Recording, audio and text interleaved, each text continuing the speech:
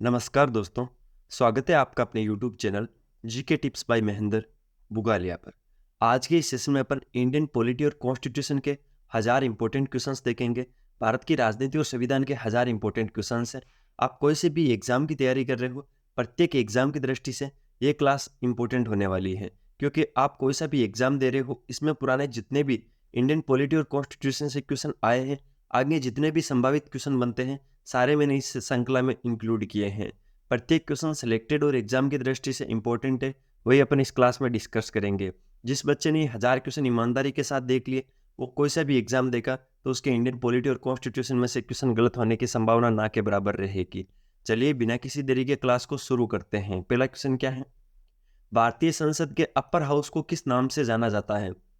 यानी उच्च सदन के नाम से किसको जाना जाता है? तो राज्यसभा को उच्च सदन या अपर हाउस के नाम से जाना जाता है। इसके अंदर ऑप्शन नंबर 1 राइट ऑप्शन होगा। ठीक है, अगले क्वेश्चन पे चलते हैं। 4 चीजें इस क्वेश्चन में आपको ध्यान रखनी है। उच्च सदन है, राज्यसभा है, निम्न सदन लोकसभा है, स्थायी सदन राज्यसभा है और अस्थायी सदन लोकसभा है। चारों चीजें आपको क्रिस्टल क्लियर होनी चाहिए। अगले क्वेश्चन पे चलते हैं। अगला क्वेश्चन क्या है? राज्यसभा को स्थायी सदन कहते हैं क्यों? राज्यसभा को स्थायी सदन क्यों कहते हैं? क्योंकि इसे विघटित नहीं किया जा सकता। जो राज्यसभा होती है उसको कभी भी विघटित नहीं किया जा सकता है। लोकसभा को प्रत्येक 5 वर्ष बाद में विघटित किया जाता है और नई नई लोकसभा बनाई जाती है, जबकि राज्यसभा में ऐसा नहीं है। राज्यसभा को कभी भी विघटित नहीं किया जाता है। प्रत्येक 2 वर्ष बाद में कुछ सदस्य सेवानिवृत्त होते हैं और कुछ नए सदस्यों का चयन होता है। अगले क्वेश्चन पे चलते हैं। राज्यसभा में सीटों की अधिकतम संख्या कितनी हो सकती है? तो 250। राज्यसभा में अधिकतम सीटों की संख्या 250 हो सकती है। अगला क्वेश्चन क्या है? राज्यसभा के लिए राष्ट्रपति द्वारा कितने सदस्य नामित या मनोनीत किए जाते हैं? तो राज्यसभा के लिए राष्ट्रपति 12 सदस्यों का मनोनयन करता है। इंपॉर्टेंट है, ध्यान रखना, 3 स्टार लगा लेना। अगला क्वेश्चन क्या है? राज्यसभा में प्रतिनिधित्व होता है। राज्यसभा में किनका प्रतिनिधित्व होता है? एक तो राज्यों का होता है और एक संघ शासित क्षेत्रों का होता है। जो केंद्र शासित प्रदेश और राज्य होते हैं, दोनों का नेतृत्व होता है राज्यसभा के अंदर। तो उपयुक्त दोनों का इस क्वेश्चन के परिप्रेक्ष्य में राइट ऑप्शन होगा ऑप्शन नंबर 3। अगले क्वेश्चन पे चलते हैं। जिन संघ शासित क्षेत्रों में विधानसभाएं नहीं होती है, उनके प्रतिनिधि किस प्रकार चुने जाते हैं? यानी उनके राज्यसभा के प्रतिनिधि वो किस प्रकार चुने जाते हैं? एक चीज आपको ध्यान रखना है, राज्यसभा के जो प्रतिनिधि होते हैं उनका चयन विधानसभा के सदस्य मिलकर करते हैं, लेकिन जिन संघ शासित क्षेत्रों में विधानसभाएं नहीं होती है, उनमें विशेष निर्वाचन मंडल के द्वारा राज्यसभा के प्रतिनिधियों का चयन किया जाता है। तो ध्यान रखना है, विशेष निर्वाचन मंडल के द्वारा। ऑप्शन नंबर 1 राइट ऑप्शन होगा। अगले क्वेश्चन पे चलते हैं। राज्यसभा में सदस्यों का निर्वाचन होता है आनुपातिक प्रतिनिधित्व के अनुसार एकल संक्रमणीय मत पद्धति के द्वारा। राज्यसभा में सदस्यों का निर्वाचन होता है। इंपॉर्टेंट है, ध्यान रखना। अगले क्वेश्चन पे चलते हैं। राज्यसभा के लिए प्रत्येक राज्य के प्रतिनिधियों का निर्वाचन कौन करता है? तो विधानसभा के निर्वाचित सदस्य करते हैं, मैंने आपको पहले बता दिया है। जहां पर विधानसभाएं नहीं होती है वहां पर विशेष निर्वाचन मंडल के द्वारा इनका निर्वाचन होता है। अगले क्वेश्चन पे चलते हैं। राज्यसभा में राज्यों का प्रतिनिधित्व किस बात पर निर्भर करता है? तो राज्य की जनसंख्या के हिसाब से। अगर किसी राज्य की जनसंख्या अधिक है तो वहां पर राज्यसभा की सीटें अधिक होगी। जहां पर जनसंख्या कम है वहां पर राज्यसभा की सीटें भी कम होगी। तो राज्यसभा का जो प्रतिनिधित्व है वो राज्य की जनसंख्या पर निर्भर करता है। अगले क्वेश्चन क्या है? राज्यसभा में किस राज्य के प्रतिनिधियों की संख्या सबसे अधिक है? तो उत्तर प्रदेश, यूपी जो राज्य है उसमें राज्यसभा की सीटें सबसे अधिक है, या राज्यसभा में प्रतिनिधित्व सबसे अधिक है यूपी उत्तर प्रदेश का। अगले क्वेश्चन पे चलते हैं। उत्तर प्रदेश में राज्यसभा के लिए कुल कितने सदस्य चुने जाते हैं? तो 31 सदस्य चुने जाते हैं। इसका मतलब ये नहीं आप प्रत्येक राज्य के राज्यसभा सीटों का संख्या याद करो। जो सबसे अधिक है वो उत्तर प्रदेश में है, तो इसकी आप याद कर लेना। उत्तर प्रदेश में राज्यसभा की 31 सीटें हैं, 31 सीट्स है। अगले क्वेश्चन पे चलते हैं। राज्यसभा के सदस्यों के लिए न्यूनतम आयु कितनी होनी चाहिए? तो 30 वर्ष होनी चाहिए। इसमें एक चीज ध्यान रखना, आप जो लोकसभा के सदस्य होते हैं उनकी तो नॉर्मली होती है, इनकी कुछ हटकर होती है।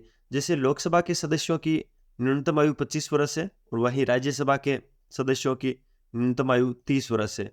लोकसभा का कार्यकाल 5 वर्ष का होता है, प्रत्येक 5 वर्ष में लोकसभा विघटित होती है, लेकिन जो राज्यसभा होता है उसकी कार्यकाल 6 वर्ष होता है। तो थोड़ा हटकर है, ठीक है, थोड़ा हटकर है, इसलिए ध्यान रखना है। राज्यसभा के सदस्यों के लिए न्यूनतम आयु 30 वर्ष होती है। कितनी? 30 वर्ष होती है। अगले क्वेश्चन पे चलते हैं। राज्यसभा के सदस्यों का कार्यकाल कितना होता है? तो 6 वर्ष होता है। लोकसभा का 5 वर्ष होता है और राज्यसभा का 6 वर्ष होता है, तो इंपॉर्टेंट है, ध्यान रखना। अगले क्वेश्चन पे चलते हैं। निम्नलिखित में से जनता द्वारा प्रत्यक्ष रूप से निर्वाचित सदन कौन सा है? तो लोकसभा।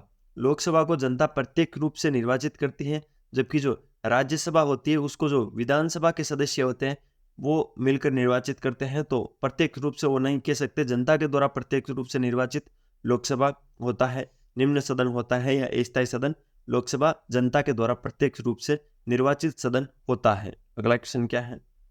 भारतीय संविधान के किस अनुच्छेद में लोकसभा के गठन के संबंध में प्रावधान किया गया है? तो अनुच्छेद 81 और अनुच्छेद 331। अनुच्छेद 81 और अनुच्छेद 331 के अंदर लोकसभा के संबंध में प्रावधान है, तो उपयुक्त दोनों सही होगा। ऑप्शन नंबर 3 इस क्वेश्चन के परिप्रेक्ष्य में राइट आंसर होगा। अगले क्वेश्चन पे चलते हैं। वर्तमान में लोकसभा सदस्यों की प्रभावी संख्या कितनी है? तो 545। वर्तमान में लोकसभा सदस्यों की प्रभावी संख्या है 545। कितनी है? 545। इंपॉर्टेंट है, ध्यान रखना। आप सोच रहे होंगे सर लोकसभा और राज्यसभा के बारे में एक क्वेश्चन आ रहे, तो ये अपनी 1000 क्वेश्चनों की एक सीरीज है जिसके अंदर ये तीसरा सेशन है। आज अपने 300 क्वेश्चन कंप्लीट हो जाएंगे। अगर 1000 क्वेश्चन पूरे आपको एक साथ देखने हैं तो आपको अपने इसी यूट्यूब चैनल के प्लेलिस्ट सेक्शन में इंडियन पॉलिटी नाम से प्लेलिस्ट बन रखी है, उसके अंदर आप सारे क्वेश्चनों को बाय सीक्वेंस देख लेना। सारी क्लासें बाय सीक्वेंस डाल दूंगा, प्रत्येक क्लास इंपॉर्टेंट है। 1000 क्वेश्चन देख लेना, आपके एग्जाम के अंदर इंडियन पॉलिटी और कॉन्स्टिट्यूशन में से क्वेश्चन गलत नहीं हो सकता। अगले क्वेश्चन पे चलते हैं। लोकसभा के लिए प्रथम आम चुनाव कब हुए थे? तो 1952 में। 1952 में लोकसभा के लिए प्रथम आम चुनाव हुए थे। अगले क्वेश्चन पे चलते हैं। निम्न में से किस अधिनियम ने केंद्र में द्वैत शासन प्रणाली को स्थापित किया? कौन सा अधिनियम है जिसने केंद्र में द्वैत शासन प्रणाली को स्थापित किया? तो भारत शासन अधिनियम 1935 के अनुसार या उसके द्वारा केंद्र में द्वैत शासन प्रणाली को स्थापित किया गया था। अगले क्वेश्चन पे चलते हैं। भारत में सचिव का पद किसके द्वारा निर्मित किया गया? तो भारत सरकार अधिनियम 1858 के द्वारा भारत में सचिव के पद का गठन हुआ था। अगले क्वेश्चन पे चलते हैं। BR अम्बेडकर यानी डॉक्टर भीमराव अंबेडकर का संविधान सभा में निर्वाचन हुआ था। कहाँ से हुआ था? तो पश्चिम बंगाल से थे, और पश्चिम बंगाल से ही डॉक्टर भीमराव अंबेडकर का संविधान सभा में निर्वाचन हुआ था। अगले क्वेश्चन पे चलते हैं। मुस्लिम लीग ने किस कारण संविधान सभा का बहिष्कार किया था? तो मुस्लिम लीग मुस्लिमों के लिए एक अलग से संविधान सभा चाहता था, इसकी वजह से मुस्लिम लीग ने संविधान सभा का बहिष्कार किया था। ऑप्शन नंबर 3 राइट होगा। मुस्लिम लीग ने जो संविधान सभा था उसका बहिष्कार किया था, और उसका कारण यही था कि जो मुस्लिम लीग थी वो एक अलग से मुस्लिमों के लिए संविधान सभा चाहती थी। अगले क्वेश्चन पे चलते हैं। संविधान सभा का चुनाव निम्न में से किस आधार पर हुआ था? तो वर्गीय मताधिकार के आधार पर। वर्गीय मताधिकार के आधार पर, अलग अलग वर्गों के मताधिकार के आधार पर संविधान सभा का चुनाव हुआ था। अगले क्वेश्चन पे चलते हैं। संविधान सभा के लिए चुनाव कब संपन्न हुए थे? तो 1946 में हुए थे। एक चीज ध्यान रखना है, लोकसभा के लिए आम चुनाव तो 1952 में हुए थे, वो मैंने आपको इसी क्लास में बता दिया था। ठीक है, इस क्वेश्चन के अंदर क्या है? संविधान सभा के लिए चुनाव कब संपन्न हुए थे? तो 1946 में, 1946 में। अगले क्वेश्चन पे चलते हैं। संविधान सभा के उद्घाटन अधिवेशन की अध्यक्षता किसने की थी? सच्चिदानंद सिन्हा ने। अब सर इन्होंने क्यों की थी? क्योंकि ये सबसे वरिष्ठतम सदस्य थे और इन्होंने उद्घाटन अधिवेशन की अध्यक्षता की थी। ये अस्थायी अध्यक्ष भी यही थे, सच्चिदानंद सिन्हा। ठीक है, इंपॉर्टेंट है, ध्यान रखना। ये क्वेश्चन सबसे इंपॉर्टेंट है, इनमें 3 स्टार लगा लेना। अगर आपको क्लास की क्वालिटी और कंटेंट की क्वालिटी पसंद आ रही है तो मैं आपसे रिक्वेस्ट करूंगा, प्लीज़ लाल वाला बटन दबाकर चैनल को सब्सक्राइब करना, बेल वाला आइकन जरूर प्रेस करना, जिससे नई वीडियो की नोटिफिकेशन आपको और मुझे मोटिवेशन मिलता रहेगा। अच्छे अच्छे कमेंट किया करो, मोटिवेशनल कमेंट किया करो। अगर मोटिवेशनल कमेंट नहीं कर पाते हो तो कम से कम कमेंट में मुझे ये बता देना आगे आपको किस टॉपिक पर क्लास चाहिए। इसके अलावा ल्यूसेंट जीके संजीवनी नाम से अपनी एक सीरीज भी इस यूट्यूब चैनल पर चल रही है, जिसमें अपन प्रतिदिन एक सेशन के माध्यम से 100 क्वेश्चन देखते हैं। 25-25 क्वेश्चन प्रत्येक सब्जेक्ट के होते हैं, जिसमें पॉलिटी, हिस्ट्री और साइंस, जियोग्राफी के क्वेश्चंस होते हैं, और इसमें अपन 10,000 क्वेश्चन कंप्लीट करेंगे। ल्यूसेंट जीके को लाइन टू लाइन कंप्लीट करेंगे। ठीक है, 10,000 क्वेश्चन 100 दिन के अंदर, 3 महीने में लगभग अपन उसको कंप्लीट कर लेंगे। तो उसके साथ भी जुड़ा रहना है तो चैनल को सब्सक्राइब कर देना। अगले क्वेश्चन पे चलते हैं। संविधान सभा का पहला सत्र कब हुआ था? जो संविधान सभा है उसका सत्र पूछा है तो 9 दिसंबर 1946 को पहला सत्र हुआ था, 11 दिसंबर 1946 को दूसरा सत्र हुआ था, ठीक है, 13 दिसंबर 1946 को तीसरा सत्र हुआ था। तो सारे आपको याद रखने हैं। संविधान सभा का प्रथम सत्र कब हुआ था? 9 दिसंबर 1946 में हुआ था और इसकी अध्यक्षता किसने की थी? सच्चिदानंद सिन्हा ने की थी, क्योंकि वो अस्थायी अध्यक्ष थे, सबसे वरिष्ठतम सदस्य थे। इसी के चलते अगले क्वेश्चन पे चलते हैं। संविधान सभा के स्थायी अध्यक्ष कौन थे? अस्थायी अध्यक्ष तो सच्चिदानंद सिन्हा थे, लेकिन जब 11 दिसंबर को दूसरी मीटिंग हुई थी उस टाइम जो स्थायी अध्यक्ष है वो बने थे डॉक्टर राजेंद्र प्रसाद। कौन बने थे? डॉक्टर राजेंद्र प्रसाद स्थायी अध्यक्ष थे। ये भी इंपॉर्टेंट है। स्थायी अध्यक्ष सच्चिदानंद सिन्हा थे संविधान सभा के और स्थायी अध्यक्ष थे डॉक्टर राजेंद्र प्रसाद। अगला क्वेश्चन है, संविधान सभा के संवैधानिक सलाहकार कौन थे? तो वेनेगल नरसिंहन राव, ठीक है। इसको कहीं कहीं पे एग्जामों में BN राव के नाम से भी लिखा रहा है, तो आपको इसमें कंफ्यूज नहीं होना, ये पूरा उनका नाम है। वेनेगल नरसिंह राव या BN राव संविधान सभा के संवैधानिक सलाहकार थे। ये क्वेश्चन सबसे इंपॉर्टेंट है इनमें। 4 स्टार 3 स्टार जो लगाओ लगा लेना, इसको याद कर लेना क्वेश्चन को कि संविधान सभा के संवैधानिक सलाहकार कौन थे? वेनेगल नरसिंह राव या BN राव। BN राव ज्यादा लिखा आता है वेनेगल नरसिंहन राव की बजाय, ठीक है। तो आपको कंफ्यूजन नहीं होना, ध्यान रखना। अगला क्वेश्चन क्या है, निम्नलिखित में से कौन संविधान सभा का सदस्य नहीं था? तो ये क्वेश्चन करने के लिए आपको या तो ऑप्शन में से पता होना चाहिए कौन सा संविधान सभा का सदस्य नहीं था, या संविधान सभा के जो सदस्य थे वो आपको सारे याद होने चाहिए, तभी आप इस क्वेश्चन को कर सकते हो। ऑप्शन नंबर 1 है KM मुंशी, जो कि संविधान सभा के सदस्य थे। N गोपाल स्वामी अयंगर, जो कि संविधान सभा के सदस्य थे और प्रारूप समिति में भी ये सदस्य के रूप में थे। H बेग, ये संविधान सभा के सदस्य नहीं थे। तो इस क्वेश्चन के परिप्रेक्ष्य में राइट आंसर चला जाएगा ऑप्शन नंबर 3। TT कृष्णमाचारी, ये भी संविधान सभा के सदस्य थे, जो कि राजस्थान से आते थे। ऑप्शन नंबर 3 इस क्वेश्चन के परिप्रेक्ष्य में राइट ऑप्शन होगा। H बेंग थे, वो संविधान सभा के सदस्य नहीं थे। अगला क्वेश्चन क्या है, भारतीय संविधान की आत्मा किसे कहा जाता है? तो प्रस्तावना, जो भारत के संविधान की प्रस्तावना है उसको भारत के संविधान की आत्मा कहा जाता है। इंपॉर्टेंट है, ध्यान रखना। अगला क्वेश्चन क्या है, भारत में लौकिक सार्वभौमिकता है क्योंकि संविधान की प्रस्तावना प्रारंभ होती है। जो भारत का संविधान है उसमें लौकिक सार्वभौमिकता है, क्यों है? क्योंकि संविधान की प्रस्तावना कहाँ से प्रारंभ होती है? हम भारत के लोग शब्दों से शुरू होती है, इसी की वजह से भारत में लौकिक सार्वभौमिकता है। इंपॉर्टेंट है, ध्यान रखना। अगला क्वेश्चन क्या है, मूल भारतीय संविधान के अनुसार भारत एक प्रभुत्व संपन्न लोकतंत्रात्मक गणराज्य है, ठीक है। ये धर्मनिरपेक्ष, समाजवादी, ये जो शब्द है वो बाद में संविधान संशोधन करके जोड़े गए थे। मूल भारतीय संविधान के अनुसार भारत एक प्रभुत्व संपन्न लोकतंत्रात्मक गणराज्य है। कैसा है? प्रभुत्व संपन्न लोकतंत्रात्मक गणराज्य है मूल भारतीय संविधान के अनुसार। इंपॉर्टेंट है, ध्यान रखना। पहला ऑप्शन इसमें राइट ऑप्शन होगा। अगले क्वेश्चन पे चलते हैं। 42वें संविधान संशोधन अधिनियम 1976 द्वारा प्रस्तावना में किस शब्द को नहीं जोड़ा गया? धर्मनिरपेक्ष, समाजवादी, एकता और अखंडता जो शब्द है वो 42वें संविधान संशोधन अधिनियम 1976 के द्वारा प्रस्तावना में जोड़े गए थे, लेकिन गुट निरपेक्ष जो शब्द है वो 42वें संविधान संशोधन अधिनियम 1976 के द्वारा प्रस्तावना में नहीं जोड़ा गया था। इसलिए इस क्वेश्चन के परिप्रेक्ष्य में राइट ऑप्शन होगा ऑप्शन नंबर 3। अगले क्वेश्चन पे चलते हैं। भारतीय संविधान की प्रस्तावना के बारे में कौन सा कथन सही है? देखते हैं कौन से कथन है।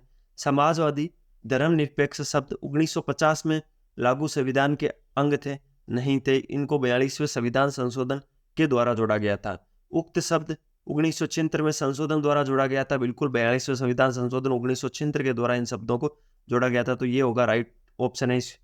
कौन सा कथन सही है? तो ये कथन एक तो सही है। अगला क्वेश्चन, उक्त शब्द 1985 में संशोधन द्वारा जोड़ा गया था, नहीं, ये 1976 में ही 42वें संविधान संशोधन द्वारा जोड़ा गया था। उक्त शब्द संविधान की प्रस्तावना के अंग नहीं है, ये शब्द संविधान की प्रस्तावना के ही अंग है। तो इसमें राइट ऑप्शन होगा ऑप्शन नंबर 2। इस क्वेश्चन के परिप्रेक्ष्य में राइट ऑप्शन होगा, ठीक है। अगले क्वेश्चन पे चलते हैं। भारतीय संविधान ने किस प्रकार के लोकतंत्र को अपनाया है? लोकतांत्रिक गणतंत्र को अपनाया है। गणतंत्र का मतलब क्या हुआ? जो भी राजा होगा या जो भी उच्चतम लोकतांत्रिक व्यक्ति होगा वो वंशानुगत नहीं होगा, इसलिए इसको लोकतांत्रिक गणतंत्र बोलते हैं। अगला क्वेश्चन क्या है? भारतीय संविधान की प्रस्तावना के अनुसार भारत के शासन की सर्वोच्च सत्ता किसमें निहित होगी? तो जनता में। भारतीय संविधान की प्रस्तावना के अनुसार भारत के शासन की सर्वोच्च सत्ता जनता के अंदर निहित होगी। अगला क्वेश्चन क्या है? भारत की संप्रभुता, एकता तथा अखंडता को अक्षुण्ण बनाए रखने तथा उसकी रक्षा करने का प्रावधान किया गया है। किसमें किया गया है? प्रस्तावना में किया गया है। इंपॉर्टेंट है, ध्यान रखोगे। अगला क्वेश्चन क्या है? भारतीय संविधान की प्रस्तावना में देश का कौन सा नाम उल्लेखित है? भारत और इंडिया। भारत और इंडिया, ये जो दो शब्द हैं वो भारत की संविधान की प्रस्तावना में उल्लेखित किए गए हैं। भारत और इंडिया इंपॉर्टेंट है, ध्यान रखना। अगला क्वेश्चन क्या है? भारत की संप्रभुता किसमें निहित है? तो भारत की जनता में भारत की संप्रभुता निहित है। इंपॉर्टेंट है, ध्यान रखना। अगला क्वेश्चन, भारतीय संविधान को संविधान सभा द्वारा अंगीकृत किया गया था। तो इसके अंदर भारत का जो संविधान है उसको संविधान सभा के द्वारा कब लागू किया गया था, कब अंगीकृत किया गया था? 26 नवंबर 1949। ठीक है, इसको 26 जनवरी 1950 मत कर देना आप। मैं फिर से बता रहा हूँ, जो भारतीय संविधान है उसको संविधान सभा द्वारा 26 नवंबर 1949 को ही अंगीकृत कर लिया गया था। ये एक इंपॉर्टेंट क्वेश्चन बनता है। अगला क्वेश्चन, भारत का संविधान पूर्ण रूप से तैयार हुआ था 26 नवंबर 1949 को। भारत का संविधान पूर्ण रूप से तैयार हो गया था और इसके कुछ अनुच्छेद वो 26 नवंबर 1949 को लागू भी हो गए थे, लेकिन संपूर्ण संविधान को 26 जनवरी 1950 को लागू किया गया था। लेकिन भारत का संविधान पूर्ण रूप से तैयार कब हुआ था? 26 नवंबर 1949 को हुआ था। इंपॉर्टेंट है, ध्यान रखना। अगला क्वेश्चन, भारतीय संविधान के वृद्ध होने का कारण क्या है? यानी भारत के संविधान का बड़ा होने का कारण क्या है? इसमें संघ तथा राज्य दोनों सरकारों का संविधान है। जो संघ सरकार है और राज्य सरकार है उनका कोई अलग से संविधान नहीं है, दोनों का एक ही संविधान है, जिसके चलते भारतीय संविधान थोड़ा बड़ा है। अगला क्वेश्चन क्या है? भारतीय संविधान का अभिभावक कौन है? गार्जियन कौन है भारतीय संविधान का? तो सर्वोच्च न्यायालय भारतीय संविधान का अभिभावक या गार्जियन है। इंपॉर्टेंट है, ध्यान रखना। ऑप्शन नंबर 3 इस क्वेश्चन के परिप्रेक्ष्य में राइट ऑप्शन होगा। अगला क्वेश्चन, भारत में वयस्क मताधिकार की उम्र सीमा क्या है? तो 18 वर्ष। भारत में वयस्क मताधिकार की उम्र सीमा है 18 वर्ष। कितनी है? 18 वर्ष। इंपॉर्टेंट है, ध्यान रखना। अगला क्वेश्चन, भारतीय संघीय व्यवस्था की एक विशेषता है संविधान की सर्वोच्चता। जो भारत की संघीय व्यवस्था है उसके अंदर जो संविधान है उसको सबसे सर्वोच्च माना गया है। संविधान की सर्वोच्चता भारतीय संघीय व्यवस्था की एक इंपॉर्टेंट विशेषता है। दोहरी नागरिकता नहीं है, यहाँ पर एकल नागरिकता प्रदान है। केंद्र में संपूर्ण शक्तियां निहित नहीं है। केंद्र राज्यों में शक्तियों का बंटवारा किया गया है। शक्तियों का एकीकरण नहीं है। संविधान की सर्वोच्चता ही भारतीय संघीय व्यवस्था की एक विशेषता है। अगला क्वेश्चन क्या है? भारतीय संविधान में कितनी सूचियां हैं? तो 3 सूचियां हैं। कौन कौन सी है? संघ सूची, राज्य सूची और समवर्ती सूची। भारत के संविधान में टोटल 3 सूचियां हैं। ठीक है, संघ सूची पर कानून केंद्र सरकार बनाती है, राज्य सूची पर अधिकतम कानून राज्य सरकार बनाती है, लेकिन कुछ विषयों पर केंद्र सरकार भी कानून बना सकती है, और समवर्ती सूची पर केंद्र और राज्य मिलकर कानून बनाते हैं। अगला क्वेश्चन क्या है? भारतीय संविधान की संरचना किस प्रकार की है? संघीय है? नहीं, पूरी संघीय नहीं बोल सकते हैं, पूरी एकात्मक नहीं बोल सकते हैं, पूर्णतः कठोर नहीं है, कुछ एकात्मक और कुछ कठोर है। तो भारतीय संविधान की संरचना है वो कुछ एकात्मक और कुछ कठोर है। अगला क्वेश्चन क्या है? भारतीय संविधान में मूल कर्तव्यों को शामिल करने का विचार किस देश के संविधान से लिया गया था? तो पूर्व सोवियत संघ। पूर्व सोवियत संघ के संविधान से भारतीय संविधान में मूल कर्तव्यों को शामिल करने का विचार लिया गया था। इंपॉर्टेंट है, ध्यान रखना। अगला क्वेश्चन क्या है? भारतीय संविधान द्वारा प्रदत्त मौलिक अधिकारों के स्थगन संबंधी कार्यपालिका के अधिकारों को किस देश के संविधान से लिया गया है? जर्मनी के संविधान से लिया गया है। कहाँ से लिया गया है? जर्मनी के संविधान से लिया गया है। अगला क्वेश्चन, भारतीय संविधान में संघवाद किस देश से लिया गया है? कनाडा। संघवाद है वो कनाडा से लिया गया है। कहाँ से लिया गया है? इंपॉर्टेंट है, ध्यान रखना। भारतीय संविधान में संघवाद किस देश से लिया गया है? कनाडा से लिया गया है। अगला क्वेश्चन, सर्वोच्च न्यायालय की व्यवस्था भारतीय संविधान में किस देश से की गई है या किस देश से लिया गया है? तो सर्वोच्च न्यायालय है वो यूएसए से लिया गया है। ठीक है, यूनाइटेड स्टेट अमेरिका से सर्वोच्च न्यायालय का कंसेप्ट। अगला क्वेश्चन क्या है? भारत की संसदीय प्रणाली प्रभावित है इंग्लैंड से। जो भारत की संसदीय प्रणाली है वो किससे प्रभावित है? इंग्लैंड से प्रभावित है भारत की संसदीय प्रणाली। अगला क्वेश्चन, भारत के संविधान की प्रस्तावना में प्रतिष्ठापित स्वतंत्रता, समानता और भाईचारा के आदर्शों की प्रेरणा कहाँ मिलती है? तो फ्रांस की क्रांति से मिलती है। कहाँ से मिलती है? फ्रांस की क्रांति से भारत के संविधान की प्रस्तावना में प्रतिष्ठापित स्वतंत्रता, समानता और भाईचारे के आदर्श की प्रेरणा मिलती है। अगला क्वेश्चन क्या है? भारतीय संविधान की संशोधन प्रक्रिया किस देश के संविधान से प्रभावित है? तो दक्षिण अफ्रीका। भारत के संविधान में जो अनुच्छेद 368 के तहत अपन संविधान संशोधन करते हैं, वो प्रक्रिया अपन ने दक्षिण अफ्रीका देश से ली थी। इंपॉर्टेंट है, ध्यान रखना। अगला क्वेश्चन क्या है? निम्नलिखित में से कौन सा लक्षण भारतीय परिसंघ और अमेरिकी परिसंघ में समान रूप से पाया जाता है? तो संविधान के निर्वाचन के लिए परिसंघीय उच्चतम न्यायालय का जो कंसेप्ट है, वो भारत के संविधान और अमेरिका के संविधान में समान रूप से पाया जाता है। अगला क्वेश्चन, संसदीय शासन प्रणाली सर्वप्रथम किस देश में विकसित हुई थी? ब्रिटेन में। जो संसदीय शासन प्रणाली है वो सबसे पहले ब्रिटेन के अंदर विकसित हुई थी। अगला क्वेश्चन क्या है? भारत के राष्ट्रपति की आपातकालिक शक्तियां निम्नलिखित में से किस देश की देन है? तो जर्मनी के वीमर के संविधान से ली गई है। जर्मनी के वीमर संविधान से भारत के राष्ट्रपति की आपातकालीन शक्तियों का लिया गया है। इंपॉर्टेंट है, ध्यान रखना। अगला क्वेश्चन, भारत के संविधान के निर्माताओं ने मौलिक अधिकारों के अवधारणा को उधार लिया है। कहाँ से लिया है? तो यूएसए के संविधान से लिया है। ठीक है, यूनाइटेड स्टेट अमेरिका के संविधान से मौलिक अधिकारों के अवधारणा को उधार लिया गया है। अगला क्वेश्चन, संविधान निर्माताओं ने कौन सा लक्षण अमेरिका के संविधान से ग्रहण किया है? तो एक तो न्यायिक समीक्षा है, वो अमेरिका के संविधान से ली गई है। मौलिक अधिकारों को अमेरिका के संविधान से ग्रहण किया गया है। सर्वोच्च न्यायालय के न्यायाधीशों को पद से हटाने की विधि भी अमेरिका से ली गई है। तो ए, बी और सी तीनों इस क्वेश्चन के परिप्रेक्ष्य में राइट ऑप्शन होंगे। तो ऑप्शन नंबर 4 राइट ऑप्शन है। अगले क्वेश्चन पे चलते हैं। हमारे संविधान में मूल अधिकार किस संविधान से प्रेरित है? तो अमेरिका से। मूल अधिकार अपन ने कहाँ से लिए हैं? अमेरिका से लिए हैं मूल अधिकारों को। ठीक है, ये थे आज के इंपॉर्टेंट क्वेश्चंस। अगर आपको क्लास की क्वालिटी और कंटेंट की क्वालिटी पसंद आई तो मैं एक बार फिर आपसे रिक्वेस्ट करूंगा, प्लीज़ लाल वाला बटन दबाकर चैनल को सब्सक्राइब जरूर करना, बेल वाला आइकन जरूर प्रेस करना, जिससे मुझे मोटिवेशन और आपको सुबह 8 बजे नोटिफिकेशन मिलता रहेगा। कमेंट बॉक्स में बताना क्लास कैसी लगी, ऑडियो वीडियो की क्वालिटी कैसी थी, कोई प्रॉब्लम तो नहीं आ रही है। इसके अलावा आगे आपको किस टॉपिक पर क्लास चाहिए, अगर ये दोनों चीज़ें आपको नहीं बतानी है तो कुछ मोटिवेशनल कमेंट कर देना, जिससे मुझे मोटिवेशन मिल जाएगा। ठीक है, इसके अलावा एक अपनी लूसेंट जीके की संजीवनी नाम से सीरीज चल रही है, जिसके अंदर अपन 100 क्वेश्चन प्रति क्लास कंप्लीट करते हैं। 10,000 क्वेश्चन कंप्लीट करेंगे जियोग्राफी, पॉलिटी, हिस्ट्री और साइंस के। उसको भी आप ज्वाइन कर लेना, उसकी भी क्लास प्रतिदिन आती रहती है और सब सब्जेक्ट की अलग अलग प्ले लिस्ट बना रखी है, तो आप वहाँ पर जाकर कंटेंट को चेकआउट जरूर करना। मिलते हैं कर फिर नए सेशन के साथ, तब तक अपनी पढ़ाई जारी रखो, स्वास्थ्य का ध्यान रखो। टेक केयर, जय हिंद।